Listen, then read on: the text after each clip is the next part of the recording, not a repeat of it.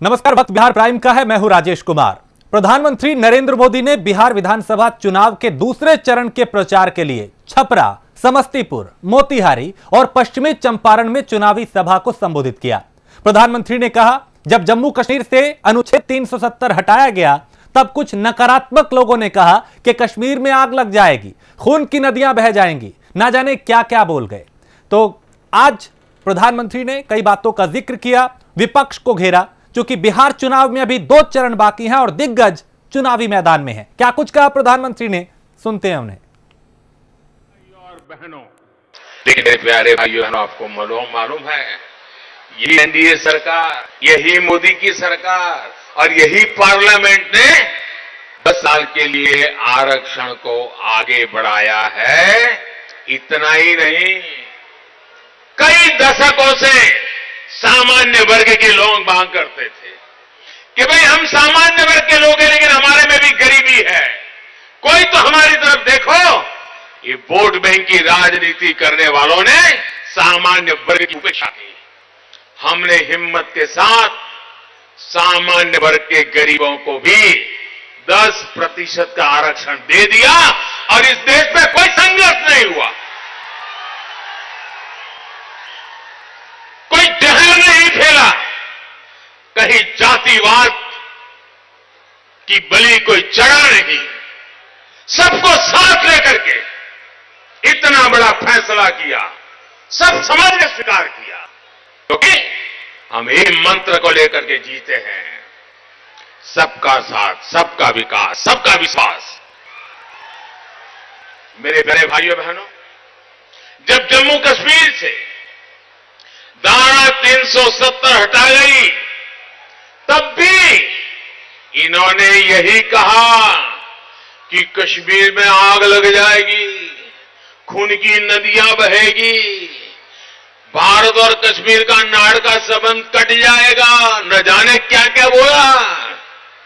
आज जम्मू कश्मीर और लद्दाख शांति से विकास के नए पथ पर अग्रसर है। और इतना ही नहीं, आज जम्मू कश्मीर के लोग एक ही मांग करते हैं, हर नागरिक मांग करता है कि भ्रष्टाचार, आजादी के बाद जम्मू कश्मीर में जो भ्रष्टाचार पनपा है, कुछ ही परिवारों ने जो अनाप शराब गरीब के पेट से लूटा है, मोदी जी उनको कुछ करो, उनकी सजा करो। कश्मीर से एक ही आवाज उठी है, भ्रष्टाचारियों को सबक सिखाओ। और मैं कश्मीर के मेरे प्यारे भाइयों बहनों को मैं विश्वास दिलाता हूं कि आपने जो मेरे पर विश्वास रखा है, मैं आपकी लूटी हुई पाई लौटाने के लिए सारे कानूनी तरीकों का उपयोग करूंगा। मत्स्य संपदा योजना के तहत हजारों करोड़ रुपयों का निवेश मछली व्यवसाय से जुड़े इंफ्रास्ट्रक्चर को बढ़ाने के लिए किया जा रहा है। इसके तहत सैकड़ों करोड़ रुपए के प्रोजेक्ट बिहार में शुरू किए गए हैं।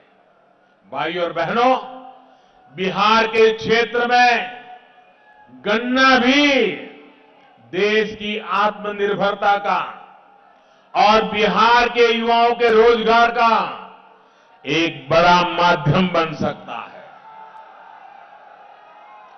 आज पेट्रोल और हवाई ईंधन में गन्ने से बने इथेनॉल की ब्लेंडिंग को बढ़ावा दिया जा रहा है। और बिहार विधानसभा चुनाव में एनडीए समर्थित बीजेपी प्रत्याशी के समर्थन में उप मुख्यमंत्री सुशील मोदी ने भागलपुर में चुनावी सभा को संबोधित किया। उन्होंने कहा, कोरोना काल में जब लोग अपने घर में थे तो उस वक्त एनडीए का हर नेता और कार्यकर्ता लोगों की सेवा में मैदान में डटा हुआ था। डिप्टी सीएम ने कहा, केंद्र सरकार ने लोगों के दर्द को समझते हुए हर किसी को 5 किलो मुफ्त अनाज दिलवाया।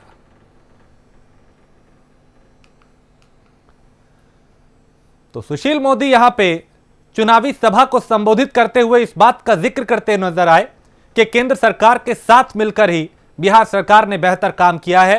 लॉकडाउन के दौरान जो चुनौतियां थी उनसे पार पाया गया, उनसे लड़ा गया। तो बिहार चुनाव को लेकर बयानों के बाढ़ चलाए जा रहे हैं, आरोप प्रत्यारोप का दौर जारी है, सामने वाले को छोटा बना के खुद को बड़ा साबित करने की जद्दोजहद की जा रही है। 2 चरण अभी बाकी हैं चुनाव के। एक चरण का मतदान हो चुका है, अब 3 नवंबर और 7 नवंबर को यानी दूसरे और तीसरे चरण का मतदान होना है। उसके लिए प्रचार प्रसार किया जा रहा है, रैलियां की जा रही हैं, सभाएं की जा रही हैं, मतदाताओं को लुभाया जा रहा है। 10 तारीख को बिहार की तस्वीर साफ हो जाएगी, जिस दिन नतीजे आएंगे, जनता किसके साथ गई और किसके खिलाफ गई। अभी हर कोई अपनी अपनी जीत के दावे कर रहा है, चाहे एनडीए उम्मीदवार हो, चाहे महागठबंधन या दूसरे उम्मीदवार, हर किसी को अभी फिलहाल अपनी जीत नजर आ रही है। लेकिन जनता किसे चुनेगी और किसे नकारेगी, ये चुनाव के नतीजे तय करेंगे। मेरे मित्रों, 15 साल पहले आपने नीतीश जी को बिहार का मुख्यमंत्री बनाया। मैं जानना चाहता हूं, बिहार में बदलाव आया कि नहीं आया, फर्क आया कि नहीं आया, बिजली आई कि नहीं आई। 15 साल पहले नारायणपुर बीरपुर के गांव के अंदर कहीं बिजली थी और आज एक भी घर नहीं बचा है जहां घर घर बिजली नहीं पहुंची है। और मुंगेर में दुर्गा प्रतिमा विसर्जन को लेकर पुलिस द्वारा गोली चलाने के मामले में लोगों ने मोटरसाइकिल जुलूस निकाला, जो बाद में बैंक से हलसी थाना तक पैदल मार्च भी किया। और हलसी थाना पहुंचते ही मार्च कर रहे लोगों ने कैंडल जलाकर दुर्गा प्रतिमा विसर्जन में शहीद हुए अनुराग राज को श्रद्धांजलि दी और 2 मिनट का मौन भी रखा। जुलूस मार्च के दौरान मुंगेर पुलिस और लिपि सिंह मुर्दाबाद के नारे भी सुनाई दिए गए।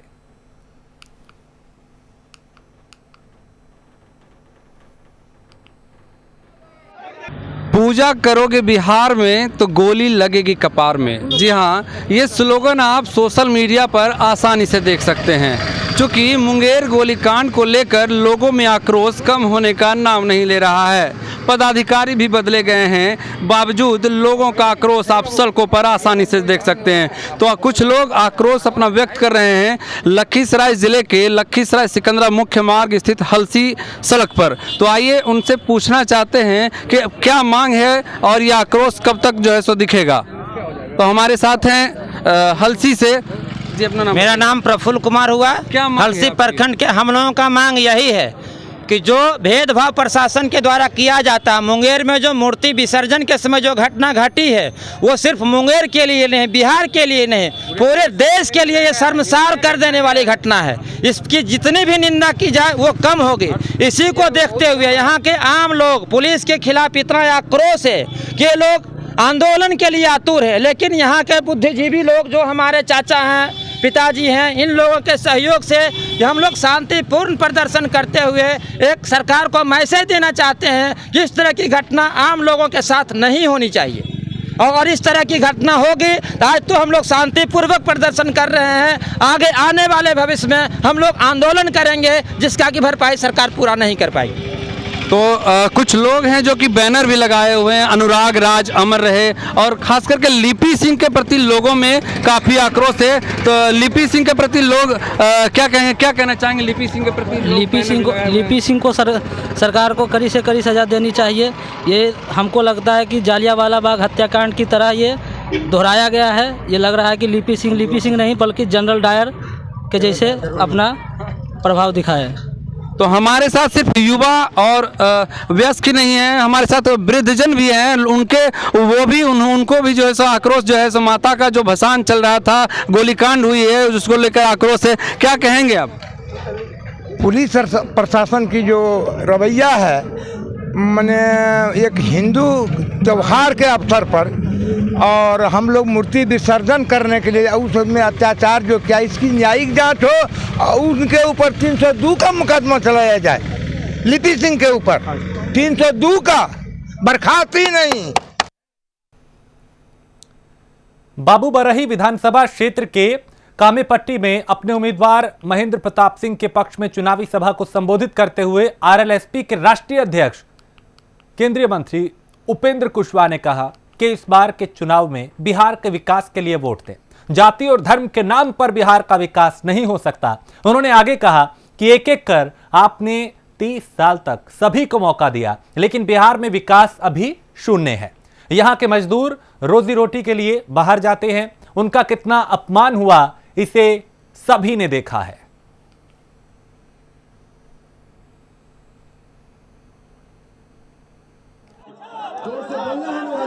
की जानी चाहिए, उसकी निंदा की जानी चाहिए। हमने तय किया है देश भर में चाहे जिस तरह से लोग करें, बिहार में हमारी सरकार बनेगी तो इस तरह का बर्ताव करने वाले कोई भी धार्मिक भावना, चाहे हिंदू का हो, मुसलमान का हो या किसी धर्म का, धार्मिक भावना लोगों की और उस धार्मिक भावना और धार्मिक मान्यताओं के खिलाफ ये देख रहे हैं उनके कार्यकाल के बारे में। ये तो हमारे लिए मैं नमन करता हूँ, आज दुनिया में नहीं है, मैं उनके बारे में और बहुत कुछ नहीं बोलूँगा, लेकिन उनके कार्यकाल के बारे में जनता देख रही है। जो जन सैलाब है ये उसका जवाब है। ये कैसा उनका कार्यकाल कैसा रहा या नहीं रहा, उन पर मैं बहुत टिप्पणी इसलिए नहीं करूँगा क्योंकि क्या सड़कें बनी, अस्पताल बने जी, सड़कें अस्पताल बने उनके? कहीं कोई विकास का काम नहीं है। अभी आपने देखा होगा कि ये न्यूज पे आ रहा था, मोतिहारी में प्रमोद कुमार जी वर्तमान में मंत्री हैं और 10 पब्लिक उनको पकड़ के करा था कि ये रोड बने लो, चलिए पानी में चल के दिखाइए तो जरा। तो चुनावी मौसम है, आरोप प्रत्यारोप का दौर यहां पे जारी है, सभाओं का दौर देखा जा रहा है और बयान एक दूसरे के खिलाफ दिए जा रहे हैं, आरोप प्रत्यारोप लगाए जा रहे हैं। जनता तय करेगी वो किसके साथ जाएगी, किसके खिलाफ जाएगी। 2 चरण का चुनाव अभी बाकी है। आगे बढ़ते हैं। दमदाहा के आरएलएसपी उम्मीदवार रमेश कुशवाहा पर हमला हुआ, जिसमें रमेश कुशवाहा बाल बाल बचे। रमेश कुशवाहा ने बताया कि चुनाव प्रचार से लौटते समय उन पर यह हमला हुआ है। उन्होंने कहा कि सत्ता पक्ष घबराकर इस तरह के हमले करवा रहा है, उनके कार्यकर्ताओं को धमकी दी जा रही है। उन्होंने जिला प्रशासन से सुरक्षा की गुहार लगाई। वहीं पुलिस ने आरोपियों की तलाश शुरू कर दी है।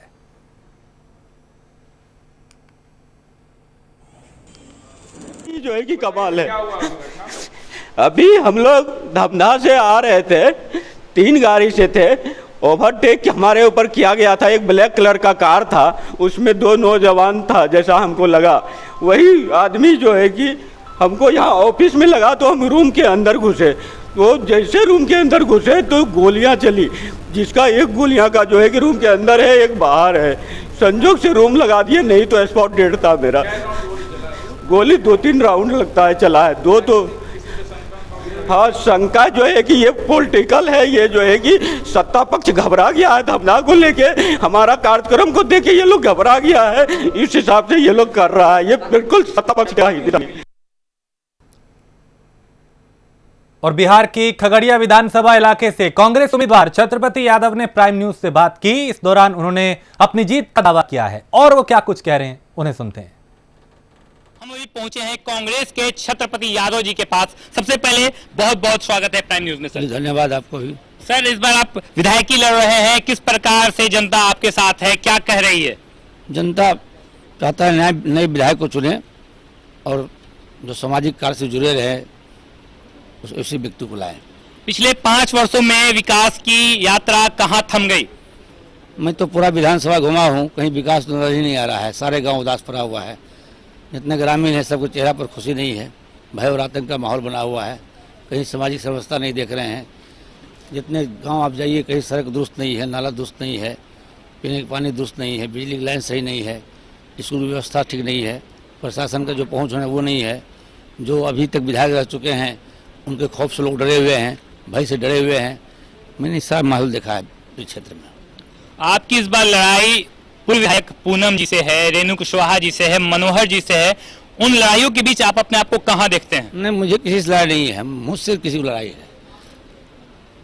मैं ऐसा अकेला कैंडिडेट हूँ, हर लोग को हमसे परेशानी है, हमको किसी से परेशानी नहीं है। जनता आपको यहाँ से विजयी क्यों बनाना चाहती है? जनता चाहती है स्वच्छ छवि के व्यक्ति आवे, जो सामाजिक व्यवस्था लावे और एक ऐसा वृक्ष का स्थापना करना चाहती है जहाँ जितने बुद्धिजीवी हैं, जितने नौजवान हैं, अच्छे परिवार हैं, किसान मजदूर हैं, ताकि विधायक के रूप में अब मेरे अगल बगल बैठ सके, इसलिए चाहते हैं कि ऐसा विधायक को लाया जाए। छत्रपति यादव जी, आपके पिता पूर्व मंत्री रह चुके हैं, आपने उनसे क्या क्या सीखा? पिताजी से मैंने यही सीखा है। उन्होंने कहा तुमको राजनीति करना है तो स्वयं में संकल्प लो। तो मैं शोध करने के लिए 25 वर्ष समय बिताया जीवन का, इस बीच जो 2 पार्लियामेंट चुनाव लड़ा, इसलिए ये राजनीतिक शोध करने के लिए राजनीति चेतना लोगों के बीच में है कि नहीं है। मैंने काफ़ी 2 पार्लियामेंट बलिया लोकसभा से लड़ा था, उस वक्त मैंने सिर्फ इसलिए लड़ा था कि सिर्फ चुनाव लड़ना है, लोग तक पहुंचना है। प्राइम न्यूज से बात करने के लिए बहुत बहुत धन्यवाद सर। धन्यवाद आपको। और आरजेडी के राष्ट्रीय उपाध्यक्ष और पूर्व सांसद शिवानंद तिवारी ने प्रेस कॉन्फ्रेंस की। इस दौरान उन्होंने कहा, नीतीश कुमार ने बिहार और नरेंद्र मोदी ने देश को बर्बाद किया है। उन्होंने ये भी कहा कि तेजस्वी यादव को बिहार की जनता पसंद कर रही है, इसे लेकर विरोधी बेहद परेशान है।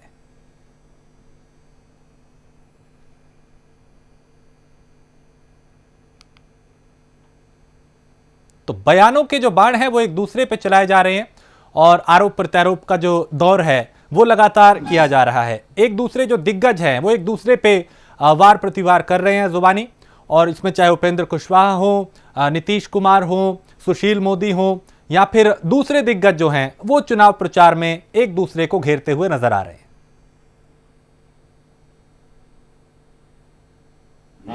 भारतीय जनता पार्टी तो अपना एजेंडा चलाती है और उस एजेंडा में नीतीश कुमार जी हो या फिर राष्ट्रीय जनता दल के लोग नतमस्तक हैं उनके साथ, अंदर अंदर डरे हुए हैं लोग, क्योंकि घोटाला में अब बचना है, सृजन घोटाला से भी बचना है और जेल में नाम, केस में नाम है पूरे परिवार का, तो जेल जाने से भी बचना है। राष्ट्रीय जनता दल के लोग अभी के चुनाव में जनता का वोट इसलिए नहीं मांग लेना चाह रहे हैं कि हम सरकार बनाकर जनता का कोई हित करेंगे, उनको जेल जाने से बचना है।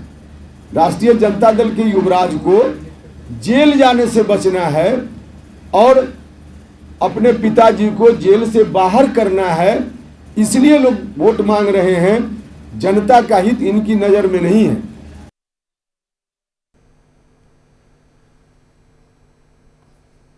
तो सुना आपने किस तरीके से आरोप प्रत्यारोप का जो दौर है वो चल रहा है। कोई भारतीय जनता पार्टी को घेर रहा है, बीजेपी दूसरे दलों को, जो विरोधी दल हैं उन्हें घेर रही है। अपने अपने जीत के दावे किए जा रहे हैं, लेकिन जनता किसके साथ जाएगी, किसके खिलाफ जाएगी, ये नतीजे तय करेंगे। तो अभी सियासी दौर जारी है, कहीं पे प्रेस कॉन्फ्रेंस हो रही है, कहीं पे चुनावी सभा को संबोधित किया जा रहा है, कहीं रैली हो रही है। आरजेडी के राष्ट्रीय उपाध्यक्ष और पूर्व सांसद शिवानंद तिवारी ने भी प्रेस कॉन्फ्रेंस करके कई दावे किए। आरोप प्रत्यारोप का जो दौर था वो भी चला और उन्हें सुनते हैं वो क्या कुछ कह रहे हैं।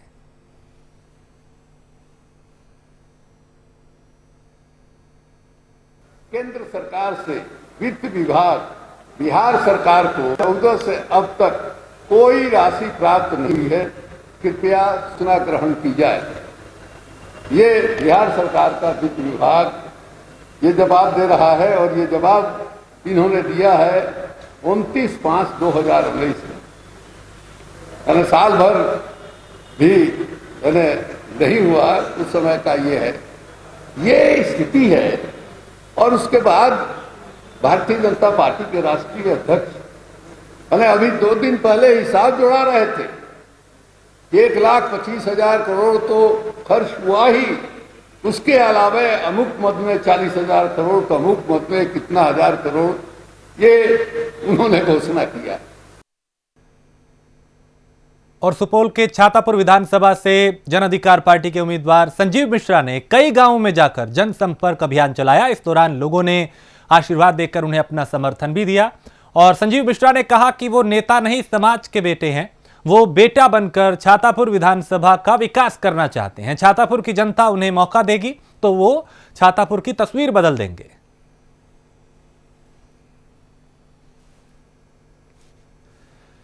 तो अभी उम्मीदवार जो है वो जनता के बीच में जा रहे हैं, जनसंपर्क किया जा रहा है, लोगों से मिला जा रहा है, उनसे आशीर्वाद मांगा जा रहा है, अपनी जीत का दावा किया जा रहा है।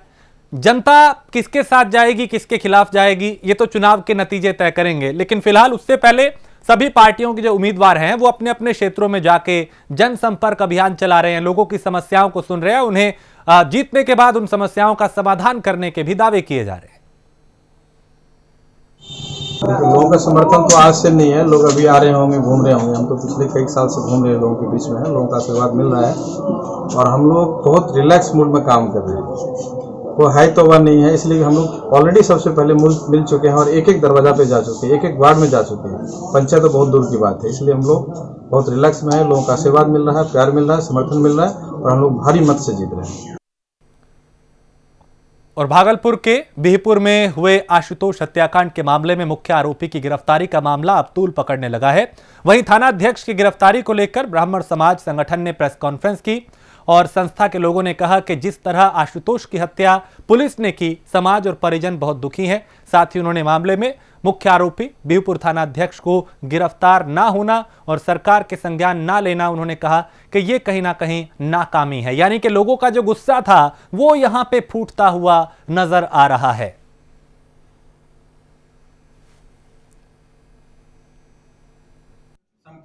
मैं इस संबंध में अपने बुजुर्ग हमारे हैं, इनको मैं कहता हूं कि जरा सा इस पर अपना प्रकाश डालें। और तब मैं आग्रह करूंगा कि जो आशुतोष की जिनकी हत्या हुई है, उनके जो चाचा जी हैं, उनसे भी मैं निवेदन करूंगा कि आप अपनी व्यथा को बताएं और पूरी मीडिया को आप बताएं कि किस तरह से उन्होंने इस तरह से जघन्य हत्या की और कहां कहां हम लोग पीड़ित हैं, ये मैं करूंगा। और इसी के साथ इस बुलेटिन में फिलहाल इतना ही। देश प्रदेश की बाकी खबरों के लिए आप देखते रहिए प्राइम न्यूज।